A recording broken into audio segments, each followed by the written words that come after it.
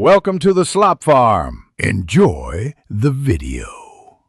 In this video, I will explain how to use Bounce on Snapchat. Bounce is a fun feature that lets you create short, looping video clips from your recordings. After you've captured a video, simply tap the infinity symbol icon on the right side of your screen. This will open the Bounce editor, where you can choose a segment of your video to play back and forth, creating a dynamic and engaging loop. Creating a bounce is straightforward. Begin by recording a video using the Snapchat camera, ensuring it's at least 3 seconds long to give you enough material. Once your video is captured, look for the infinity symbol icon and tap it. A slider will appear at the bottom of your screen.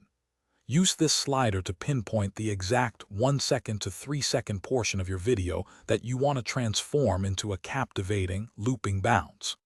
Once you've created your perfect loop, you can further enhance your bounce.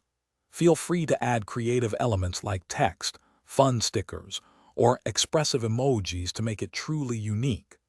Don't forget to experiment with Snapchat's wide array of filters and lenses to give your looping video a distinct visual flair. When you're satisfied, you can easily save your masterpiece to your memories or share it directly with your friends and stories. To create truly engaging bounces, here are a few pro tips. Aim for initial video recordings that are relatively short, perhaps 3 to 5 seconds, and focus on a single, clear action.